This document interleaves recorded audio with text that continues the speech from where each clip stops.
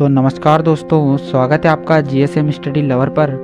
मैं हूं आपका दोस्त गौरव और आज हम बात करने वाले हैं एक महान राजवंश राजपूत राजवंश की उत्पत्ति के बारे में। हालांकि राजपूत राजवंश की उत्पत्ति को लेकर अनेक विद्वानों ने अलग अलग तर्क दिए हैं, परंतु आज हम उन्हीं तर्कों में से कुछ तर्क को अपने सामने लाने का प्रयास करने वाले हैं। तो चलिए वीडियो शुरू करते हैं, लेकिन उससे पहले अगर आप इस चैनल पर नए आए हो तो चैनल को सब्सक्राइब, वीडियो को लाइक और शेयर करना बिल्कुल भी ना भूलें। तो चलिए वीडियो शुरू करते हैं। भारत में जब गुप्तों का राज था उस समय भारत की राजनीतिक एकता बनी हुई थी, परंतु जब से हर्षवर्धन की मृत्यु हुई वह एकता धीरे धीरे समाप्त होने लग गई थी और वहीं उत्तर भारत में छोटे छोटे नए राजवंशों की स्थापना हुई जो कि आपस में स्वयं संघर्ष कर रहे थे।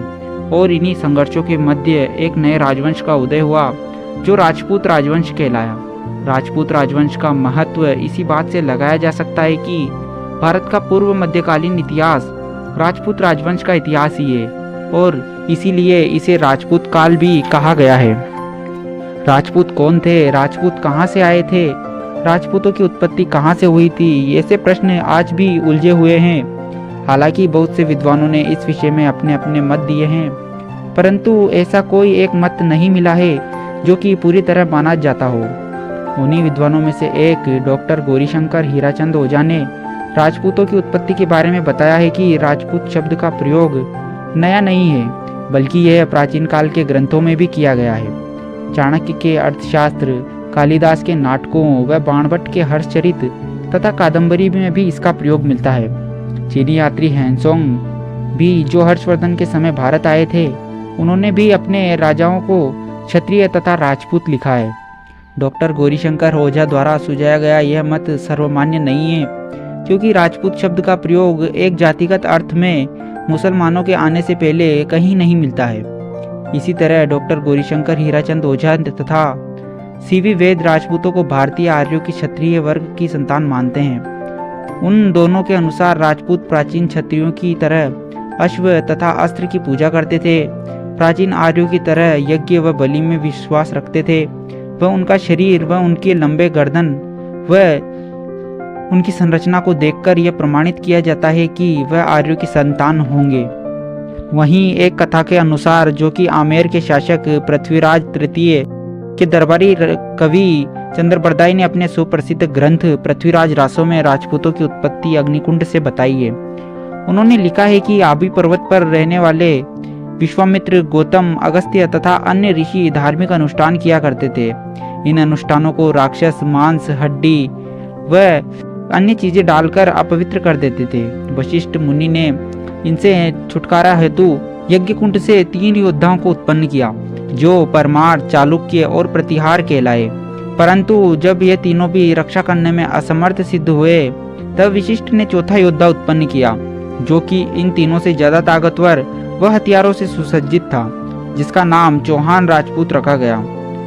चंद्रबरदाई के अनुसार इस प्रकार राजपूतों की उत्पत्ति अग्निकुंड से मानी गई है, परंतु आज के वैज्ञानिक युग में इस तर्क को माना जाना असंभव सा लगता है। और वहीं एक और तर्क देखा जाए तो सर्वप्रथम डॉक्टर D.R. भंडारकर ने गोहिल राजपूतों की उत्पत्ति नागर ब्राह्मणों से बताई है। राजपूतों के ब्राह्मणी वंशीय होने के साक्ष्य के रूप में डॉक्टर भंडारकर बिजोलिया शिलालेख का उल्लेख करके बताया है कि वासुदेव चौहान के उत्तराधिकारी सामंत को वत्स्य गोत्रीय ब्राह्मण बताया गया है। इसके अतिरिक्त उनके अनुसार राजशेखर ब्राह्मण का विवाह अवंती सुंदरी के साथ हुआ, जो चौहानों का ब्राह्मण वंश से उत्पन्न का महत्वपूर्ण प्रमाण है। वहीं डॉक्टर गोपीनाथ शर्मा ने इन्हें ब्राह्मणों का वंशज बताया है, किंतु कुछ इतिहासकार, जिनमें मुख्यतः डॉक्टर दशरथ शर्मा है, वह इस मत को स्वीकार नहीं करते हैं।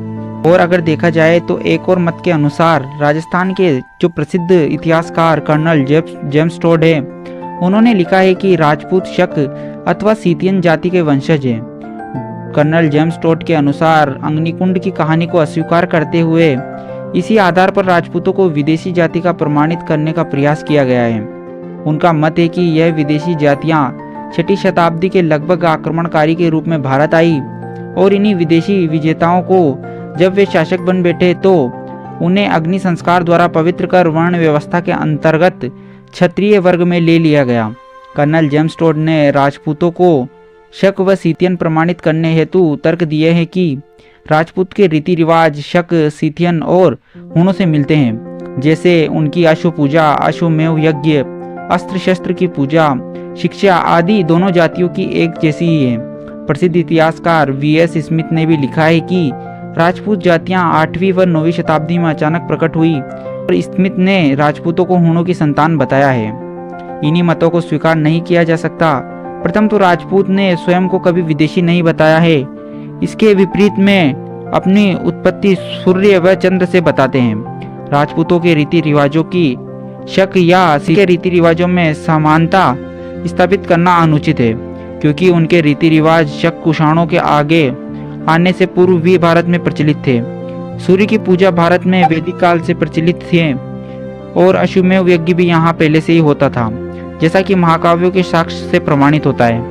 इन सारे विवरण से स्पष्ट होता है कि राजपूतों की उत्पत्ति के संबंध में विद्वानों के बीच मतभेद है। ऐसी परिस्थिति में अधिकांश विद्वान राजपूतों को भारतीय आर्यों की वंशज स्वीकार करते हैं, जिनमें विदेशी रक्त भी सम्मिलित है। यह भी सत्य है कि जो विदेशी जातियां भारत में आई और स्थायी रूप से यहाँ निवास करने लगी, उन्होंने भारतीय सभ्यता और संस्कृति को अपना लिया तथा हिंदू समाज ने उन्हें स्वयं से समाहित कर लिया।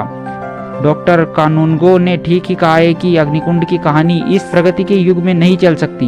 उनकी सूर्य अथवा चंद्र से उत्पत्ति ये काल्पनिक सत्य हो सकता है। राजपूत चाहे किसी भी रूप में जन्मे हो, लेकिन यह सत्य है कि इतिहास में उन्होंने महाकाव्य काल के क्षत्रियों की परंपरा को बनाए रखा है और ऐसी महान जाति को मेरा शत नमन।